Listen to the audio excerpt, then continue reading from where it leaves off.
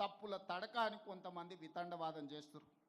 వాళ్ళు నేను 60 రోజులు కష్టపడి 1,03,000 మంది ప్రభుత్వ ఉద్యోగులను 37,000 మంది కంప్యూటర్ డేటా ఎంట్రీ ఆపరేటర్లను పెట్టి దాదాపుగా 1,50,000 సిబ్బంది ఐఏఎస్లను అదేవిధంగా కలెక్టర్లను జాయింట్ కలెక్టర్లను మండల స్థాయి గ్రామ స్థాయి వరకు 94,500 ఎన్యూమరేటర్లను లెక్కబెట్టి ప్రతి వాడిని ఇంటింటికి పంపించి ప్రతి వాడు 150 ఇండ్లు ప్రతిరోజు 10 ఇండ్లలోనే లెక్క తేల్చండి, ఎక్కువ రాసుకొస్తే తప్పులు రాసుకొస్తారని చెప్పి ప్రతి ఇంటికి పంచి పక్కడి బందీగా లెక్కలు చేసి ఆ ఇంటి యజమాని సంతకం తీసుకొని ఈరోజు లెక్కలు తీసినాం. పక్కా లెక్క ఎప్పుడైతే తీసినామో ఇది ఇష్టం లేనోళ్ళు ఈ లెక్క తప్పుల తడకంటారు.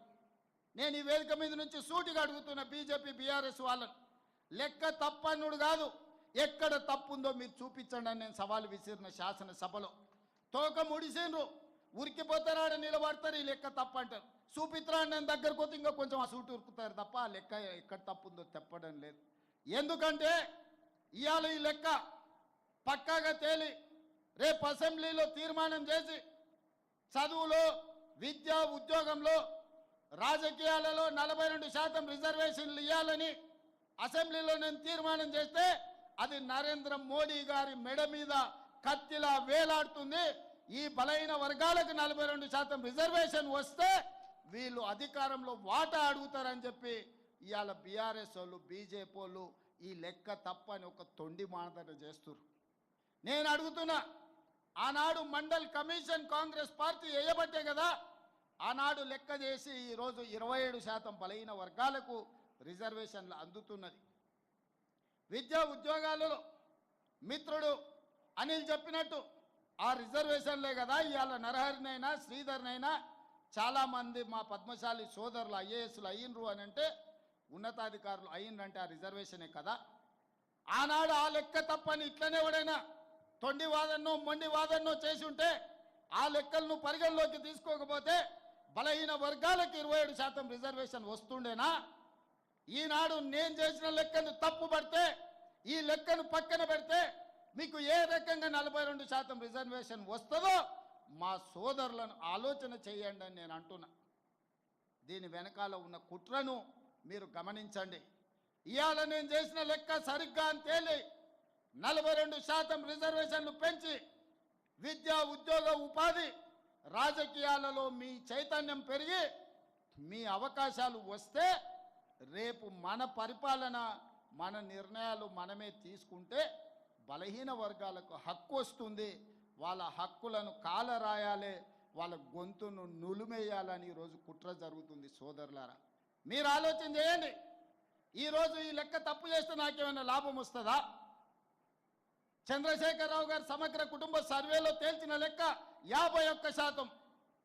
కానీ మీ సోదరుడు రేవంత్ అన్న చేసిన సామాజిక ఆర్థిక రాజకీయ విద్య ఉద్యోగ కులగణన సర్వేలో 56.33% లెక్క తేల్చి దాదాపుగా 6% పెంచి నేను లెక్క చూపించిన.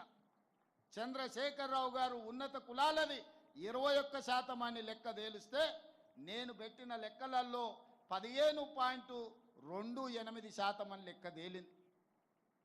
ఈ రకంగా పక్కా లెక్క నేను తేలిస్తే ఈరోజు ఆ లెక్కను తప్పంటుండ్రు. ఒకవేళ ఈ లెక్కన పక్కన పెడితే మీకు 42% రిజర్వేషన్ ఎట్లొస్తుందో మీరు చెప్పండి అని నేను మిమ్మల్ని అడుగుతున్నా. మిమ్మల్ని సూచన చేయమని అడుగుతున్నా. వేదిక మీద ఉన్న పెద్దల్ని ఆలోచన చేయమని అడుగుతున్నా. చదువుకున్న వాళ్ళని విశ్లేషించమని నేను అడుగుతున్నా. ఇవాళ ఈ లెక్క తప్పని పక్కన పెడితే మీకు శాశ్వతంగా రిజర్వేషన్లు పెరగవు. ఇది ఒక కుట్ర. ఇవాళ తెలంగాణ రాష్ట్రం ఒక మోడల్గా దేశం మొత్తం మీద రాహుల్ గాంధీ గారు తీసుకొని ఈరోజు ప్రయాణం మొదలుపెట్టారు.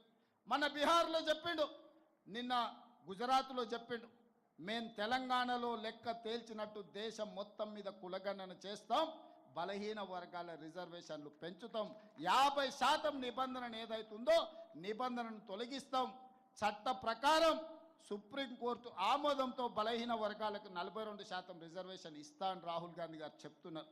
దానికి మొట్టమొదటి పునాది రాయి ఈరోజు తెలంగాణలో పడ్డది. దీని ఆదిలోనే దీని పురిటిలోనే గొంతు నొక్కాలని కొంతమంది కుట్ర చేస్తుండ్రు. కుట్రదారులను తిప్పుకొట్టండి సోదరులారా. మీ శక్తిని, మీ యుక్తిని ప్రదర్శించండి. నాకు అండగా నిలబడండి. నేను చేసి చూపి